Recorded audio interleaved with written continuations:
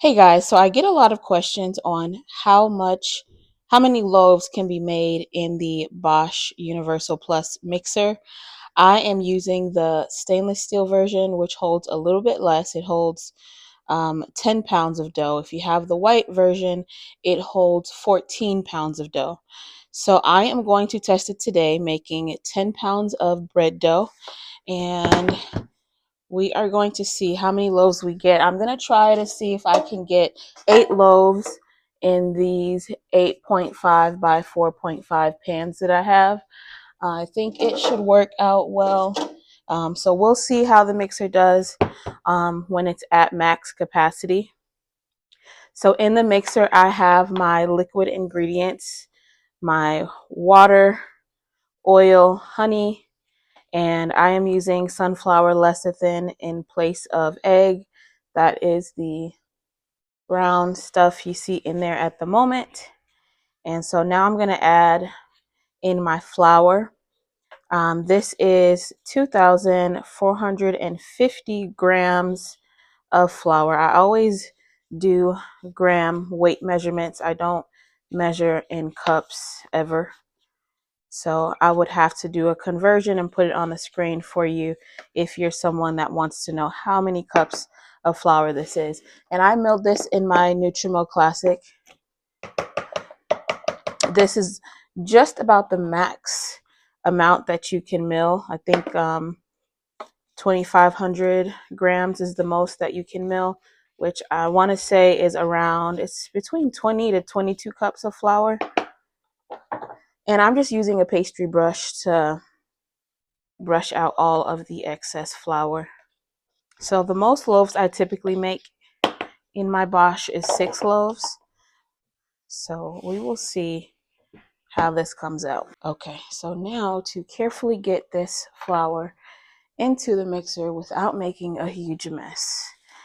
Let's see, I'm going to start off more gradually before I just dump it in. I tend to make big messes when I bake. And so for this step, I'm just going to get the flour in and get it incorporated, and then I'm going to let it sit to autolyse or autolyze, however you say it. This is a lot of flour. So I have most of it in. I'm going to get this incorporated and then add the rest of the flour.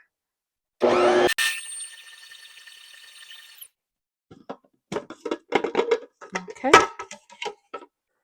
All right, now I have more space to add more flour. Okay, that is all of our flour. That is a lot. Okay, I'm going to put the lid back on and get this flour fully incorporated.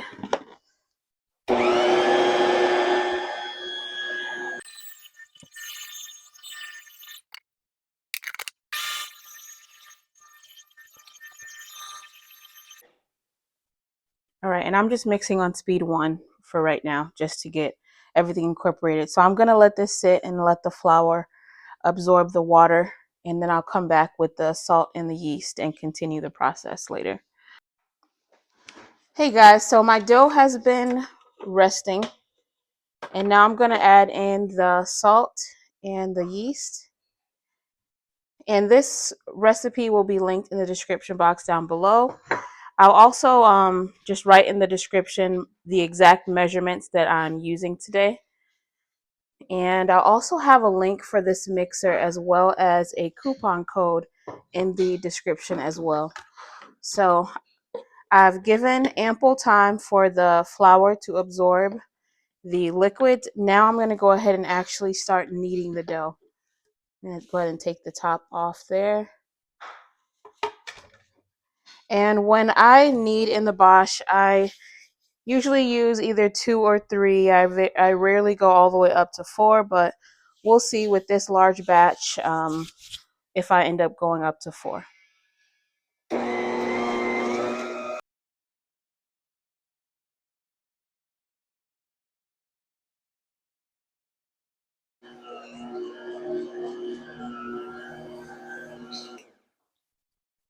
Okay, so I've been kneading for about 10 minutes. I can see it's cleared the sides of the bowls and the dough is really starting to hold together. So I'm going to do a window pane test to see if we have good gluten development. And it looks like we do. Sometimes I see when you guys do a window pane test, you just pull the dough and it rips and you think you don't have a good window pane, but you do have to be a bit more gentle with it. So like I'm massaging it as I pull it out, and then I can see that I'm able to see light through it. It will eventually tear, which is fine, but you can see how that's a clean tear and it's not jagged. That's another sign that you have good gluten development. Also, I do want to note that if you're making large batches in the Bosch, because it is a mixer that has the motor at the bottom, a little bit of that heat does come up into the dough. So to combat that, I would suggest using water, cool water. Do not use warm water. I know a lot of recipes say to use warm water. If you're using a Bosch mixer, I recommend that you do not use warm water because you don't want to take the chance of the dough overproofing. So this is done kneading. I'm going to transfer this to a bigger bowl in order to complete the first rise. And so I'm going to go ahead and do that, and then I'll be back. Okay, so I got my dough out of the mixer and I'm going to go ahead and put it into this larger bowl here. But I wanted to see the exact weight of the dough. See? And so it is 4,505 grams. Just for reference, 10 pounds is 4,530 grams. So we're just a few grams short of the 10-pound mark, but close enough. I'm going to allow this to rise until it's doubled in size, and then we'll go ahead and put it in our loaf pans. Okay, so the dough has definitely doubled in size. It rose pretty quickly since the dough was on the warmer side. So I have my oiled loaf pans. Again, these are 8.5 by 4.5 loaf pans. And I've already weighed the dough, and it was 4,505 grams. And so when I divide that by 8, that means each loaf will be about 563 grams. I always weigh my loaves. That way I can ensure that they cook evenly. Certain things I don't always weigh, like rolls, tortillas, things like that. But when I'm making multiple loaves of bread, I always weigh out each loaf. Okay, so here's my scale.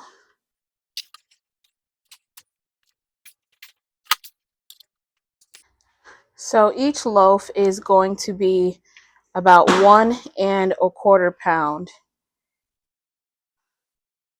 563 grams is about 1¼ pound. And I do divide the dough entirely before I begin shaping the loaves.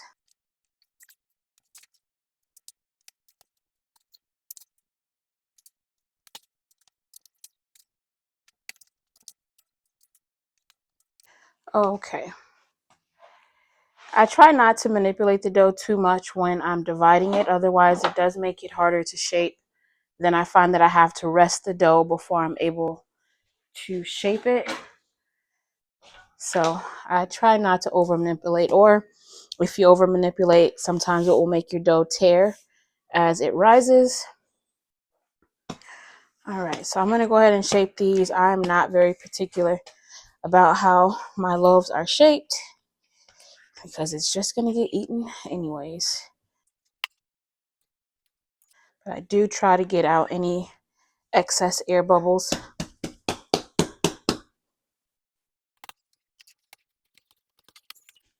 So I'm not, sometimes I would typically fold it like this and then roll it that way, but the dough is already pretty tight. And if I do that, I risk it tearing. So I'm not going to do that because the dough already has a lot of tension and a lot of air bubbles. And I'm just hitting it down just to squish any large bubbles that could be in there. Put it in my loaf pan, press it down.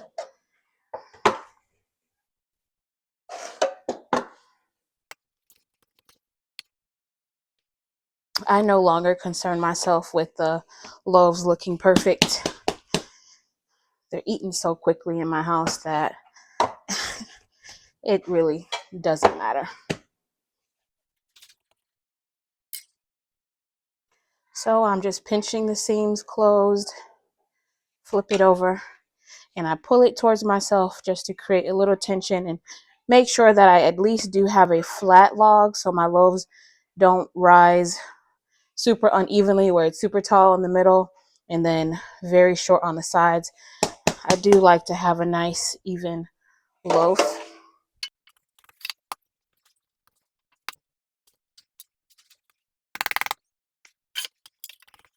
And I did oil these. I just use olive oil to lightly oil my pans.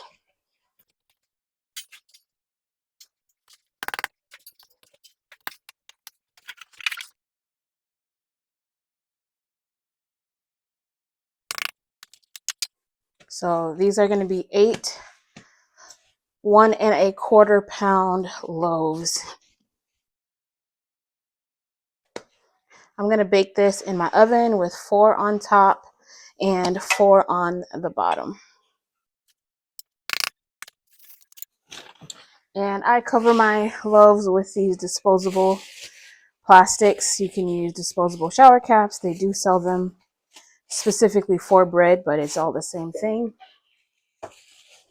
And I reuse them until the elastic is no good.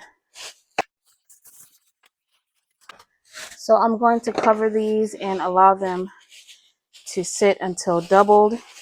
And then I'm going to bake it in a preheated 300. When I'm baking this many loaves, I typically up the temperature a bit. So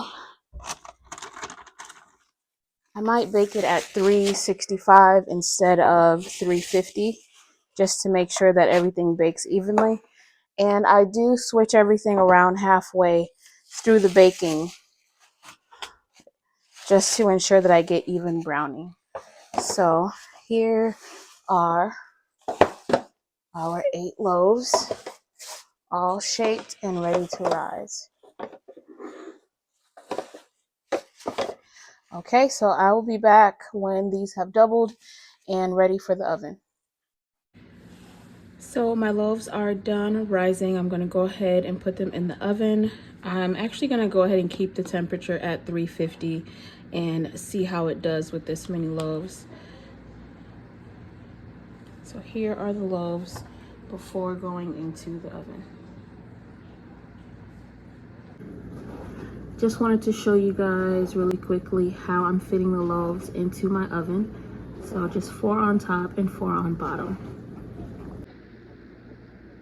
Hey guys, so my 8 loaves are done. I did switch the top loaves to the bottom halfway through baking, and I also turned them around as well so it's browned evenly on all sides. So I'm going to go ahead and transfer these to my cooling rack now. Okay, so here are the 8 loaves. So I baked these at 350 and it took 30 minutes. After 20 minutes is when I switched them around, and then I let them bake for an additional 10 minutes. I checked the internal temperature and it was around 205 degrees Fahrenheit.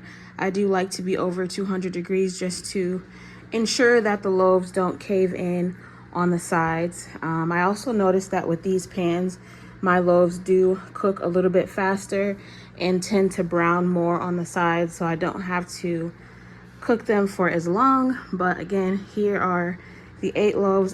Once they cool, I will try to remember to slice them and give you guys a crumb shot.